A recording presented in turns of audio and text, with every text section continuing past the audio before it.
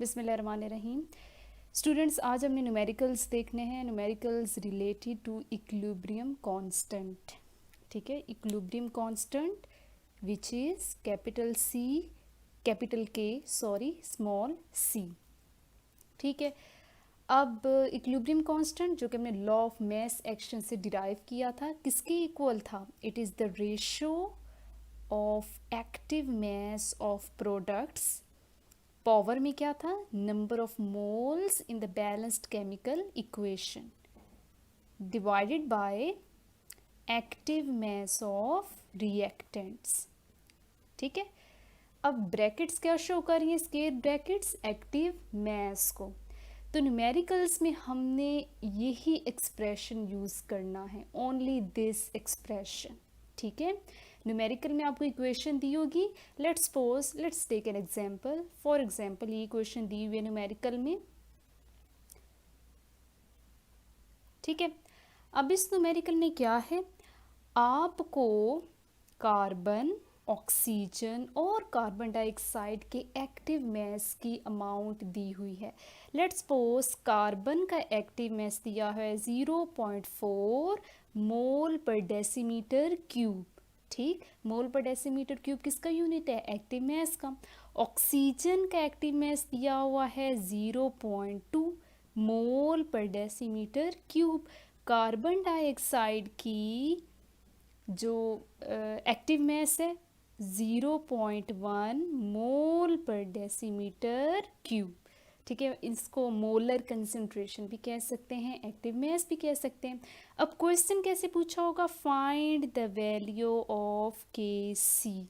ठीक है, इस तरह भी क्वेश्चन हो सकता है, या फिर Kc की वैल्यू दी होगी, ये कहा होगा find the molar concentration of oxygen. ठीक है, अब आप क्या करोगे? फर्स्ट स्टेप इसका यही होगा कि आप इस इक्वेशन का Kc एक्सप्रेशन लिखोगे, जो कि क्या है? Products divided by reactants. ठीक, अब इसमें प्रोडक्ट्स क्या हैं? कार्बन डाइऑक्साइड, रिएक्टेंट्स दो हैं, उनका प्रोडक्ट लेंगे carbon and oxygen.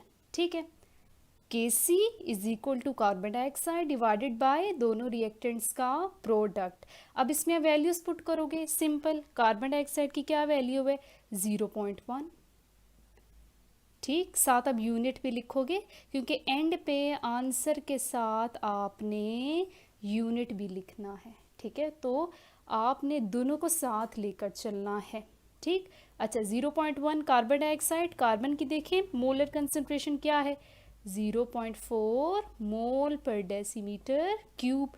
Okay, oxygen की देखें 0.2 मोल पर decimetre cube. Let's suppose the answer is x। It can be anything. ठीक है, आप अगर आंसर निकालो कैलकुलेटर से, ये आपके पास आंसर आप निकालोगे, Kc की वैल्यू क्या आ जाएगी? x। ये आप Kc की वैल्यू फाइंड करोगे, एंड पे आप साथ यूनिट लिखोगे। कैसे? ये दोनों कैंसिल हो गए, यूनिट क्या है? 1 डिवाइडेड बाय मोल पर डेसीमीटर क्यूब, जो कि ऊपर जाएगा, वैल्यूज़ क्या हो जाएंगी? जो आपके पास पावर के साइन है वो ऑपोजिट हो जाएंगे, पर मोल डेसीमीटर क्यूब। इस तरह से आपने न्यूमेरिकल्स को सॉल्व करना है। ठीक है, यूनिट साथ साथ लिखने हैं। फर्स्ट स्टेप क्या होगा? इक्विलिब्रियम कांस्टेंट एक्सप्रेशन लिखेंगे, देन उसमें पुट करेंगे वैल्यूज़ एंड देन आंसर निकालेंगे। चलिए अब स्टार्ट करते हैं। प्रॉब्लम्स पहले हम स्टार्ट करेंगे, जो कि एग्जांपल्स आपके चैप्टर में, फिर उसके बाद एक्सरसाइज के न्यूमेरिकल्स करेंगे। ओके, तो फर्स्ट हम करेंगे प्रॉब्लम 9.1। ये आपके चैप्टर में है, आपका पेज नंबर है 10। तो बुक्स ओपन रखें, मैं भी बुक से ही देख के आपको बता रही हूँ। ठीक है, बुक्स ओपन रखें, पेज नंबर 10, प्रॉब्लम 9.1। ठीक है, अब देखें आपको इक्वेशन दी हुई है, hydrogen reacts with iodine two gives hydrogen iodide. ठीक है, ये आपके पास इक्वेशन है। अब गिवन क्या है? गौर से देखें, हाइड्रोजन गैस का इक्विलिब्रियम कंसंट्रेशन कहें या मोलर कंसंट्रेशन, जो कि एक्टिव मास है। ठीक है, 0.05 मोल पर डेसीमीटर क्यूब आयोडीन गैस की दी हुई है, और हाइड्रोजन आयोडाइड की व्हाट टू कैलकुलेट, आपने कैलकुलेट करना है equilibrium constant for this reaction. ये तो बहुत इजी है, ठीक है। अब आपके पास सॉल्यूशन क्या है? First step, again equilibrium constant का एक्सप्रेशन लिखो, प्रोडक्ट्स डिवाइडेड बाय रिएक्टेंट्स, ठीक है। ये आपका सही होना चाहिए। अगर ये सही होगा तब ही सारा न्यूमेरिकल ठीक होगा। वैल्यूज तो आपको सारी दी हुई हैं, अगर एक्सप्रेशन ही गलत लिखा तो आपका आंसर टोटली गलत, ठीक। अब प्रोडक्ट्स क्या है? हाइड्रोजन आयोडाइड, गौर करें के साथ इसके नंबर ऑफ मोल्स कितने हैं? 2, जो कि आप पावर में शो करेंगे 2, जो कि स्केयर बनेगा आगे जाके, ठीक है। आप स्केयर लोगे वैल्यू का। इसमें देखिए हाइड्रोजन आयोडाइड की वैल्यू है, स्केयर की वैल्यू नहीं है, ठीक है। तो आप हाइड्रोजन आयोडाइड की जब वैल्यू लिखोगे 0.49 तो उसका क्या लोगे? स्केयर, ठीक। अब रिएक्टेंट्स देखें, 2 हैं, hydrogen gas and iodine gas. अब सिंपल इनकी वैल्यूज पुट करें। हाइड्रोजन आयोडाइड की वैल्यू 0.49, स्केयर लें, साथ यूनिट्स जो हैं वो लिखते जाएं, ठीक है। एंड पे आपने यूनिट लिखने हैं। हाइड्रोजन गैस की देखें, इक्विलिब्रियम कंसंट्रेशन या मोलर कंसंट्रेशन 0.05, आयोडीन गैस की देखें 0.06।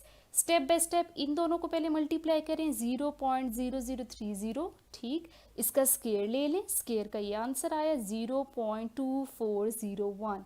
What is the answer? 80। गौर करें इसका कोई यूनिट नहीं है, ठीक है। जब मैंने आपको यूनिट्स बताए थे केसी के, उसमें मैंने ये फर्स्ट एग्जाम्पल ली थी और उसमें हमारे पास यूनिट क्या आया था? नो यूनिट, ठीक है। कैंसलेशन हो जाती है इधर टोटली। अगर मैं करके दिखाऊं, ये 2 टाइम्स है, ये नीचे भी 2 टाइम्स है, इसलिए आपस में क्या हो जाते हैं? कैंसिल। और इस इक्वेशन का कोई यूनिट नहीं है, that's why the answer is without unit. जी, नेक्स्ट आपकी प्रॉब्लम है प्रॉब्लम 9.3, ठीक है। 9.2 सेम 9.1 जैसी है, ठीक है। उसमें इक्वेशन गिवन है, आपने किसी एक्सप्रेशन लिखना है और वैल्यूज पुट करनी है, ठीक। अब 9.3 देखें, ये थोड़ी डिफरेंट है। अब 9.3 में आप देखो गिवन क्या क्या है। सबसे पहले तो गिवन देखें, स्टेप बाय स्टेप न्यूमेरिकल को करना है, ठीक। एक भी स्टेप गलत हुआ पूरा न्यूमेरिकल रॉन्ग। अब देखें न्यूमेरिकल की अगर आप थ्योरी रीड करें उसमें इक्वेशन गिवन नहीं है, ठीक। जबकि इक्वेशन इंपॉर्टेंट है, इसलिए मैंने इक्वेशन सॉल्यूशन में लिखी है, because equation is not given in the numerical, in the statement, ठीक है। ऐसे भी न्यूमेरिकल्स होंगे, इसके लिए आपको स्टेटमेंट रीड करनी पड़ेगी। देखें फर्स्ट लाइन से आपको पता चलेगा what is the equation. For a reaction between, page number 11, okay, for a reaction between PCl3 and Cl2, reaction between, किन दो के दरमियान रिएक्शन हो रहा है? PCl3 and Cl2 to form क्या चीज़ बन रही है जिसको प्रोडक्ट कहते हो? PCl5, ठीक। फर्स्ट लाइन से आपने इक्वेशन गेस करनी है और सॉल्यूशन में लिख देनी है, ठीक है। ये तो होगी इक्वेशन। अब गिवन क्या क्या है? The equilibrium constant Kc given है 0.13, ठीक है। व्हेन द इक्विलिब्रियम कंसंट्रेशंस या मोलर कंसंट्रेशंस कहें ऑफ PCl3 एंड Cl2, दो स्पीशीज की आपके पास इक्विलिब्रियम कंसंट्रेशन है PCl3 एंड Cl2। PCl3 की 10 है और Cl2 की 9 है, ठीक है। पहली जो कंसंट्रेशन है वो PCl3 की है, दूसरी Cl2, ठीक है। What is the equilibrium concentration of PCl5? तो इसमें आपको Kc गिवन है, फाइंड क्या करना है? एक्टिव मास या equilibrium concentration of phosphorus pentachloride, ठीक है। नाउ इस केस में फर्स्ट स्टेप Kc नहीं है, फर्स्ट स्टेप क्या है? इक्वेशन लिखें, जो कि आपने फर्स्ट लाइन से गैस की। अब आप इस इक्वेशन, बैलेंस्ड इक्वेशन आपने लिखनी है, ठीक है। ये बैलेंस्ड इक्वेशन है। अब इसमें आप पहले तो इसका Kc एक्सप्रेशन लिखोगे, products divided by reactants. Products क्या है? PCl5, दो रिएक्टेंट्स हैं, आपने लिख दिए, ठीक है। अब इसमें वैल्यूज पुट करें। इस केस में आपको Kc गिवन है 0.13, PCl5 आपने फाइंड करना है, ठीक है। उसको ऐसे लिखा रहने दें। PCl3 की वैल्यू क्या है? 10, Cl2 क्लोरीन की देखें 9। आप क्या करोगे, PCl5 को एक तरफ रखोगे, फॉस्फोरस पेंटाक्लोराइड को, ये दो वैल्यूज इधर डिवाइड हो रही हैं, इधर जाके क्या हो जाएंगी, मल्टीप्लाई, तीनों को मल्टीप्लाई करेंगे, आंसर आएगा 11.7। ठीक है, ये आंसर किसका है, equilibrium concentration of phosphorus pentachloride. मैंने क्यों इसमें डायरेक्ट यूनिट लिख दिया, साथ मुझे लिखने की ज़रूरत ही नहीं पड़ी। वाई, बिकॉज ये अंडरस्टूड है कि इक्विलिब्रियम कंसंट्रेशन का यूनिट क्या होता है, आपको पता है, मोल पर डेसीमीटर क्यूब। या हम केसी तो फाइंड कर नहीं रहे, ये देखें केसी का यूनिट उन्होंने खुद ही डिराइव करके दे दिया, ठीक है ना। केसी का यूनिट अगर फाइंड करना होता तो मैं साथ यूनिट लिखती, बट क्योंकि इक्विलिब्रियम कंसंट्रेशन आपने इधर फाइंड करनी है, उसका यूनिट अंडरस्टूड है, क्या होता है, आपने पढ़ा है मोल पर डेसीमीटर। ओके स्टूडेंट्स, अब हमने एग्जांपल्स देख ली चैप्टर की, अब ये न्यूमेरिकल्स हैं एक्सरसाइज के। ठीक है, एक्सरसाइज ओपन करें, पेज नंबर 18। ठीक है, एक्सरसाइज का फर्स्ट न्यूमेरिकल है, इसमें सिर्फ मैंने डाटा लिखा है, जस्ट आपको ओवरव्यू दूंगी। ठीक है, अब फर्स्ट न्यूमेरिकल में यहाँ पे देखिए, फर्स्ट न्यूमेरिकल में आपको इक्वेशन गिवन है, N2O N2 and O2 balanced chemical equation आपको गिवन है। ठीक है, अब गिवन क्या क्या है न्यूमेरिकल में देखें, पेज नंबर 19 पे देखिए, कंसंट्रेशंस गिवन है, N2O की भी गिवन है, N2 की भी गिवन है, नाइट्रोजन की और ऑक्सीजन की भी। ठीक है, आपने फाइंड क्या करना है, find out Kc for this reaction, simple. ठीक है, आपने सबसे पहले Kc एक्सप्रेशन लिखोगे जिसमें प्रोडक्ट्स और रिएक्टेंट्स हैं। Products nitrogen gas, oxygen gas, दोनों का प्रोडक्ट लोगे, डिवाइडेड बाय N2O। ठीक है, अब इसमें आपने एक बात का ख्याल रखना है कि नंबर ऑफ मोल्स को इग्नोर नहीं करना, वरना आंसर गलत होगा।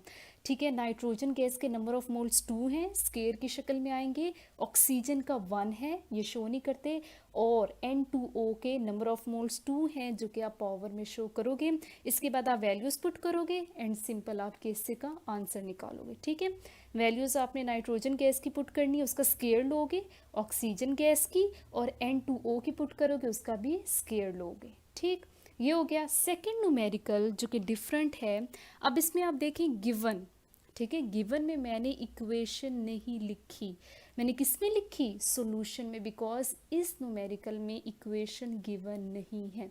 अब फर्स्ट लाइन से अगेन आप गेस करोगे, फर्स्ट लाइन रीड करें, हाइड्रोजन आयोडाइड डिकम्पोजेज, मतलब रिएक्टेंट क्या है, हाइड्रोजन आयोडाइड। ठीक है, हाइड्रोजन आयोडाइड इस केस में रिएक्टेंट है जो कि डिकम्पोज कर रहा है। आपको पता है कि 2 मॉलिक्यूल्स होते हैं हाइड्रोजन आयोडाइड के, ये कोई हम 10 बार एग्जांपल्स देख चुके हैं। ठीक है, सो 2 molecules of hydrogen iodide decompose करेंगे टू फॉर्म के साथ जो भी उसके बाद स्पीशीज लिखी होती हैं वो प्रोडक्ट्स होती हैं, क्योंकि प्रोडक्ट्स हमेशा बनते हैं। ठीक है, दे formed, they originate, new species बनती हैं। टू फॉर्म, क्या बनाया, फॉर्म के साथ 2 स्पीशीज लिखी हैं, hydrogen gas and iodine gas. इस तरह से आपने खुद इक्वेशन बनाई। ठीक, अब इसका केसी एक्सप्रेशन आप लिखोगे, फर्स्ट स्टेप इसमें क्या होगा, राइट इक्वेशन, देन आपने क्या लिखना है, केसी एक्सप्रेशन। इस केस में आपके प्रोडक्ट्स क्या होंगे, hydrogen gas and iodine gas, और रिएक्टेंट क्या होगा, हाइड्रोजन आयोडाइड। 2 है नंबर ऑफ मोल्स जो कि आप स्केयर में शो करोगे। ठीक, अब आ जाते हैं गिवन में, क्या क्या आपको गिवन है। ओके, आप देखो ज़रा इसमें क्या क्या गिवन है, if the equilibrium concentration of hydrogen iodide, ये गिवन है 0.078, hydrogen gas and iodine gas is same. ठीक है, उसने क्या कहा है, हाइड्रोजन गैस और आयोडीन गैस की इक्विलिब्रियम कंसंट्रेशन सेम है, इसलिए मैंने ये साइन पुट की है, सेम, दोनों की सेम है 0.011। इक्वेशन में भी एक ही दफ़ा वैल्यू दी हुई है 0.011, दोनों की सेम है, तो आपने दोनों में कौन सी वैल्यू पुट करनी है, 0.011। न्यूमेरिकल की स्टेटमेंट गौर से पढ़नी है। ठीक है, न्यूमेरिकल्स बहुत इजी हैं, ओनली सिर्फ एक फार्मूला यूज़ होने, केसी का एक्सप्रेशन, सिंपल। इक्वेशन सही लिखो, बैलेंस करो और स्टेटमेंट सही लिखो, सही गौर से देखो और गिवन डाटा सही पुट करें, इसमें वैल्यूज़ पुट करेंगे, केसी का आंसर आएगा जिसका कोई यूनिट नहीं होगा।